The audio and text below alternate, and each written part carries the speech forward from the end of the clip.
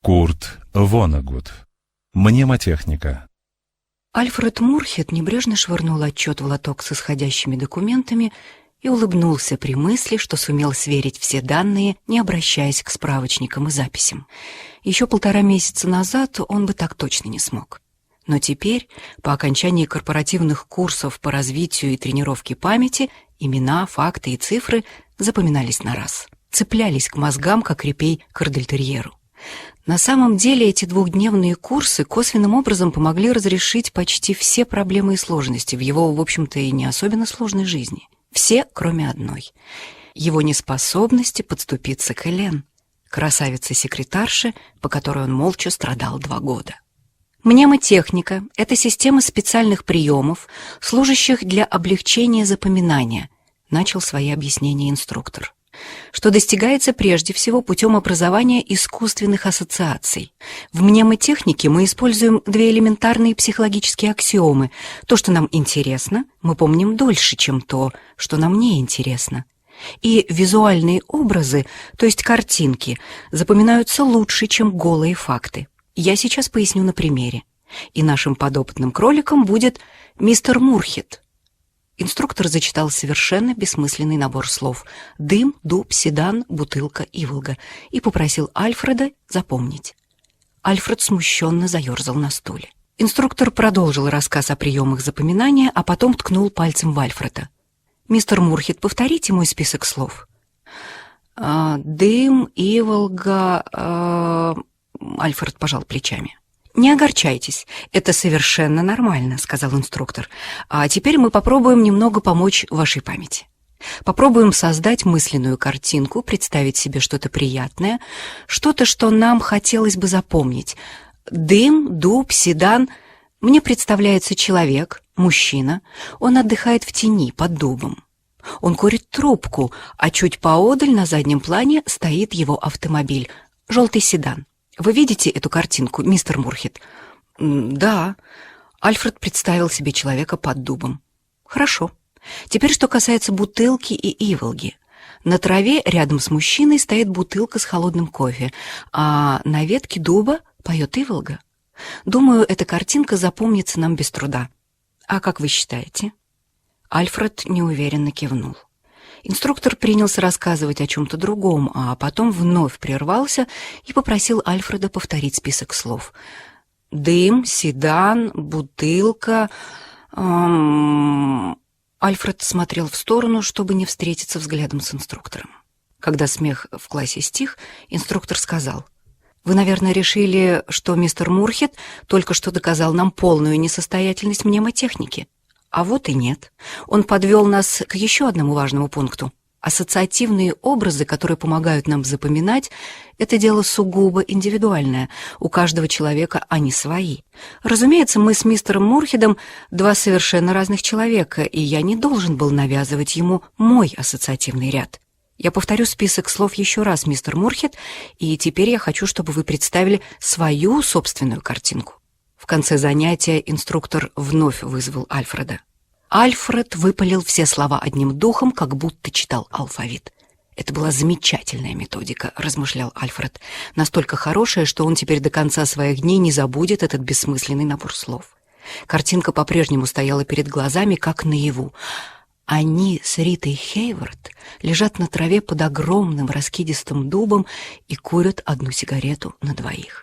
У них с собой есть бутылка отменного вина. Альфред наполняет Ритин бокал, и пока она пьет, пролетавшая мимо иволга задевает крылом ее щеку. А потом они с Ритой целуются. А что касается седана, седан он пока одолжил Алихану. Его новые способности вознаградились мгновенно и щедро. Он получил повышение по службе. Вне всяких сомнений, благодаря своей натренированной памяти, в которой вся информация теперь сохранялась надежнее, чем записи в картотеке. Начальник Альфреда, Ральф Эль Триллер, сказал: «Мурхет, я и не знал, что человек может так измениться за какую-то пару недель. Это феноменально». Счастью Альфреда не было предела, за исключением его удручающих отношений с Элен. Его память работала как мышеловка.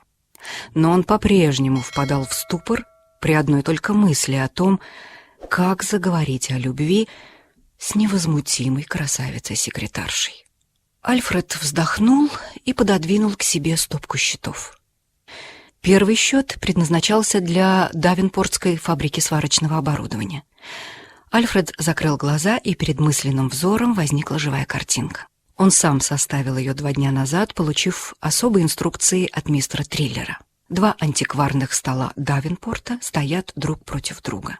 На одном возлежит Лана Тернер в облегающей леопардовой шкуре, на другом Джейн Рассел в саронге из телеграмм. Обе шлют Альфреду воздушные поцелуи, но уже через пару секунд он отрывает от них жадный взгляд и позволяет картинке исчезнуть. Он написал Элен коротенькую записку. «Пожалуйста, будьте внимательнее, выставляя счета. Не перепутайте Давенпортскую фабрику сварочного оборудования с Давенпортским кабельным заводом.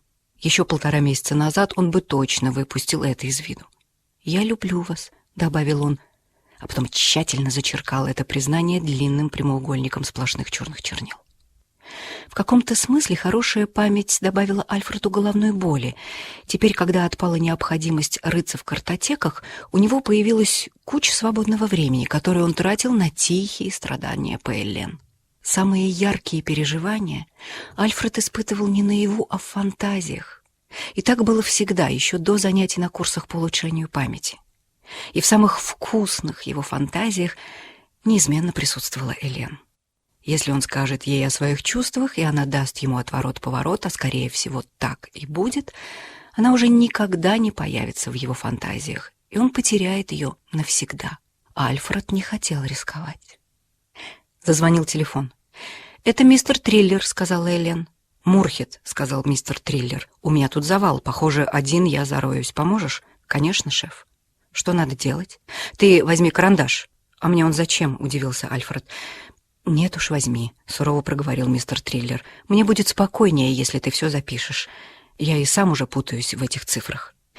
Чернила в альфредовой ручке давно засохли, а чтобы взять карандаш, надо было встать из-за стола, и поэтому Альфред соврал. «Ладно, я взял, чем записывать. Диктуйте». Во-первых, мы сейчас заключаем договора на субподряды по крупным военным заказам, для обозначения которых мы будем использовать новую серию кодовых номеров. Все они начинаются с 16А. Нужно немедленно разослать телеграммы по всем нашим заводам. Перед мысленным взором Альфреда предстала Ава Гарднер, производящая сложные манипуляции с винтовкой. На ее свитере было вышито 16А. «Ясно, шеф. И у меня тут директива от...» Спустя четверть часа изрядно вспотевший Альфред в 43-й раз проговорил «Ясно, шеф» и повесил трубку. Перед его мысленным взором растянулась процессия, по сравнению с которой даже самые безумные фантазии Сесилия Бедемиля показались бы пресными и не стоящими внимания. Все знаменитые кинодивы, которых только знал Альфред, выстроились перед ним, и каждая держала в руках что-то такое, или была одета во что-то такое, или сидела верхом на чем-то таком, за что Альфреда сразу бы выгнали с работы, если бы он это забыл. Картина была грандиозная, и она требовала полной сосредоточенности. Если бы Альфред отвлекся хоть на секунду, все бы рассыпалось вмиг. Нужно было немедленно все записать, пока не случилась трагедия. Нужно срочно взять ручку и лист бумаги. Альфред прошел через комнату, как охотник, крадущийся за дичью, стремительно и бесшумно, даже немного пригнувшись. «Мистер Мурхет, вы хорошо себя чувствуете?» — встревоженно спросила Элен. Промычал Альфред, нахмурившись.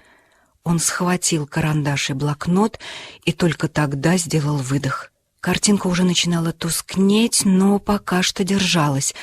Альфред рассматривал женщин одну за другой, записывал всю информацию, которую они ему передавали, и позволял им исчезнуть. Ближе к концу, когда их число сократилось, он немного замедлил темп, чтобы насладиться соблазнительным зрелищем. Вот Энн Шеридан, предпоследняя в очереди, подъехала к нему верхом на необъезженном мустанге и легонько стукнула по лбу электрической лампочкой, напомнив Альфреду фамилию главного доверенного лица из компании General Electric, мистер Бронко. Энн зарделась под пристальным взглядом Альфреда, спешилась и исчезла. И вот осталась одна, последняя. Она стояла перед ним, держа в руках стопку бумаг. Альфред смотрел на нее в замешательстве. Бумаги явно должны были что-то ему подсказать, но на этот раз память его подвела. Альфред шагнул вперед, привлек красотку к себе. «Ну, рассказывай, малышка, что у тебя на уме?» — прошептал он. «Ах, мистер Мурхет!» — вздохнула Эллен. «О, Господи!» — Альфред разжал объятия. «Эллен, прошу прощения, я забылся». «Слава Богу!» — сказала Эллен. «Вы все-таки вспомнили обо мне».